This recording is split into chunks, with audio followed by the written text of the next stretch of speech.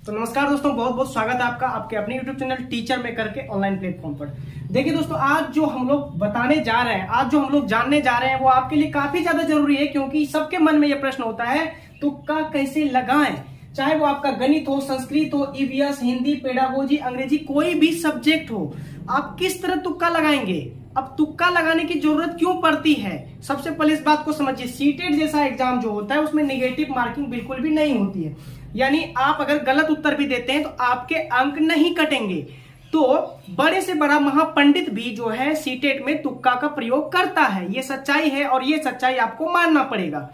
अगर किसी सवाल का जवाब आपको नहीं आता है तो आप वहां पर तुक्का मार के आते हैं, ना कि उस प्रश्न को छोड़ के आते हैं, क्योंकि इसमें गलत उत्तर देने पर आपके अंक नहीं कटते। तो आप क्यों नहीं तुक्का लगाइएगा, बिल्कुल लगाइएगा, सभी लगाते हैं।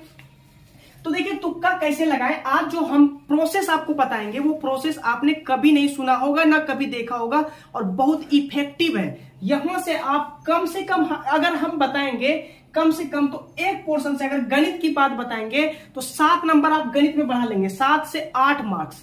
संस्कृत में उसी तरह बढ़ा सकते हैं, ईवीएस में उसी तरह बढ़ा सकते हैं। हर एक सब्जेक्ट के लिए ये तुक्का काफी उपयोगी है। तो वीडियो को पूरा देखिए, बिल्कुल जो है छोटी सी वीडियो होगी, लेकिन आप लोगों के लिए काफी मददगार साबित होगी ये वीडियो।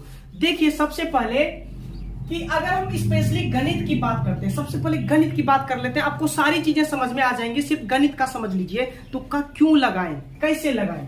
देखिए मान के चलिए आपको गणित में 30 प्रश्न पूछे जाएंगे। इस 30 प्रश्न में से आपको नहीं आता, कुछ नहीं आता, 7 से 8 प्रश्न तो जरूर आता होगा आपको। चलिए आपने 30 में से 8 प्रश्न आपने लगा दिए, 8 प्रश्न आपने लगा दिए, और इस 8 प्रश्न को, वैसे प्रश्न को लगाइएगा जो 100% सही हो। इसमें तुक्का का प्रयोग नहीं करना है। जो आपको आता है पहले इस 8 प्रश्न को मार दीजिए, जो आता है वही मारिएगा 100% के साथ, ठीक है। शंका वाला को भी नहीं मारिएगा, क्योंकि वो गलत ही होगा। 8 प्रश्न आपको पहले लगा देना। अब कितना प्रश्न आपका बच गया, अब आपका बच गया 22 प्रश्न। 30 प्रश्न में आपने 8 प्रश्न जाना था, उसको लगा दिया। 22 प्रश्न का उत्तर आपको बिल्कुल नहीं आता।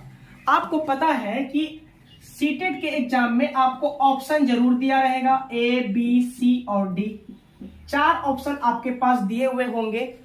अब आपको यह देखना है कि गणित में जो आपने इस 8 प्रश्न को लगाया, या मान के चलिए आपने यहां पर 10 प्रश्न को अपने मन से सही कर दिया, ठीक है।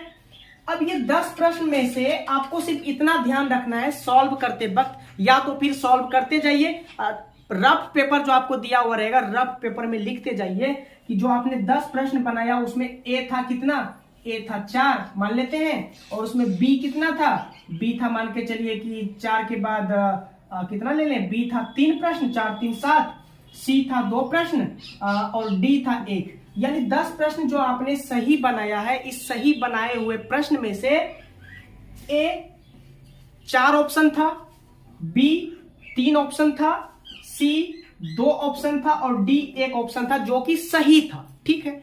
ये सही था आपका ऑप्शन। अब देखिए, अब जो ये 22 प्रश्न आप बनाने जाएंगे, इस 22 प्रश्न को बनाते वक्त आपको क्या करना है, इस चीज को ध्यान दीजिए। जैसे कि ए आपका अधिक बार आ चुका, ए कितनी बार आ चुका, ए आपका 4 बार आ चुका, या मान लेते हैं कि ए आपका 6 बार आ चुका, ठीक है। 6 2 8 1 9 1 10, इस तरह से होगा। ए अगर आपका ज्यादा बार आ चुका है तो अब जो तुक्का आप मारिएगा, मान के चलिए पहला नंबर, दूसरा नंबर, तीसरा नंबर, 4 नंबर, अब जो आपको तुक्का लगाना है तो ए वाला कम लगाना है, क्योंकि ए अधिक बार आपका सही हो चुका है, आ चुका है, ठीक है। ए अधिक बार आ चुका है तो ए को जो है आपको कम लगाना है। ज्यादा तुक्का किसमें लगाना है, ज्यादा तुक्का आप सी और डी के साथ जाइएगा, क्योंकि सी वाला ऑप्शन इस 10 प्रश्न में से मात्र 1 बार आया और डी वाला भी 1 बार आया। इसका मतलब अब जो इस 22 प्रश्न में सी और डी है, इसके आने की संभावना काफी ज्यादा बढ़ जाती है। तो आपको सी और डी के साथ जाना है। कुल मिला के अगर हम आपको कहें, कुल मिलाकर अगर हम आपको कहें तो जो आपने सही प्रश्न किए उसमें देख लेना है कि मेरा ए कितना सही है, बी कितना सही है, सी कितना सही है, डी कितना सही है। अगर ए आपका ज्यादा बार सही हो जाता है, चलिए 5 प्रश्न ऐसे थे जिसमें ए कितनी बार आया, 5 बार आया, ए 5 बार आ चुका है। तो अब जो ये दूसरा प्रश्न पे हम जाएंगे, किसी भी प्रश्न पे, तो वहां पर जो होगा बी सी डी वो ज्यादा बार आएगा, ए बहुत कम बार रिपीट होगा। बात आपको आ गई समझ में? तो आपको क्या करना है, अब हम कुछ स्टेप आपको बताने जा रहे हैं, ठीक है? कुछ स्टेप आप जान लीजिए। सबसे पहले आपको क्या करना है, सबसे पहले आपको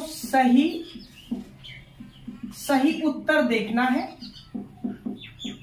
जो भी आपने सही मारे, 10 प्रश्न आपने मारे थे, उसमें देखना है, सही उत्तर देखना है कि ऑप्शन ए, बी या सी या डी कितनी बार आया है। अगर ए आ गया 5 बार, बी आ गया 7 बार, सी आया 1 बार और डी अभी तक 1 भी बार नहीं आया है सही वाले में से, तो इसका मतलब यह हुआ कि सी वाला ऑप्शन और डी वाला ऑप्शन अब आगे आएगा जब आप उस 22 क्वेश्चन को हल करेंगे। उस वक्त सी और डी ज्यादा आएगा, तो आपको सी और डी में ज्यादा तुक्का का प्रयोग करना है, सी और डी ऑप्शन ज्यादा मारना है। ये देखिए दोस्तों, देखा जाता है कि लगभग, अगर मान के चलिए कि 30 प्रश्न है तो सबका वेटेज लगभग समान होता है। 30 है तो आपको ये 6 पूछ सकता है, ये 7 पूछ सकता है, या तो सी वाला उत्तर जिसका सही होगा हो सकता है कि वो फिर 6 पूछ दे, है ना, ये पूछ दे कितना, मान के चलिए कि ये 8 भी पूछ सकता है आपसे। तो इस तरह से जोड़ के आपको 30 पुराएगा, वो 30 पुराएगा।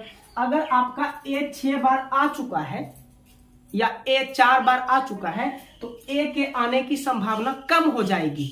तो आप जब इस 22 प्रश्न को हल कीजिएगा तो उस वक्त आपको ए के साथ नहीं जाकर जो कम बार आया है, जैसे मान के चलते हैं कि बी 1 बार आया है या 2 बार आया है, तो बी और सी के साथ आपको जाना है। तो इस तरह से अगर आप कीजिएगा तो आपका लगभग सही होने के चांस बढ़ जाएंगे। और ये आप सिर्फ गणित में ही, संस्कृत में भी ये चीज अप्लाई कर सकते हैं, ईवीएस में, हिंदी में, पेडागोजी, किसी भी सेक्शन का पेडागोजी हो या अंग्रेजी में, किसी भी सेक्शन में ये चीज प्रयोग कर सकते हैं। इसमें एक चीज आपको ध्यान रखना होगा, आपकी क्लास जो होगी वो ऑनलाइन होगी, ठीक है? आपकी जो परीक्षा होगी, अभी तक तो ये है कि ऑनलाइन होगी। अब देखिए, अगर ऑनलाइन होती है तो जब आप ऑप्शन को माउस के द्वारा क्लिक कर रहे होंगे उसी वक्त आपको लिख लेना है कि जैसे मैंने पहला नंबर का आंसर क्या मारा, ए मारा, दूसरा नंबर का आंसर क्या मारा, बी मारा, तीसरा का आंसर क्या मारा, मान के चलिए डी मारा। तो आपको क्या करना है, लिख लेना है कि हमने कितने क्वेश्चन का आंसर ए मारा, कितने क्वेश्चन का आंसर बी मारा, कितने क्वेश्चन का आंसर डी मारा।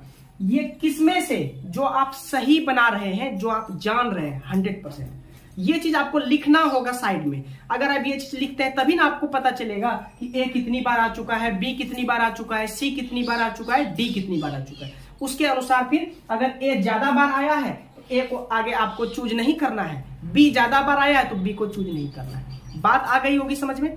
अब देखिए, ये जो तरीका है काफी ज्यादा इफेक्टिव है, क्योंकि सेक्शन वाइज बटा होता है, लगभग वेटेज समान होता है, 6, 7, 8 इस तरह से हर एक सेक्शन से आपको प्रश्न पूछे जाएंगे, हर एक ऑप्शन से पूछे जाएंगे, ठीक है?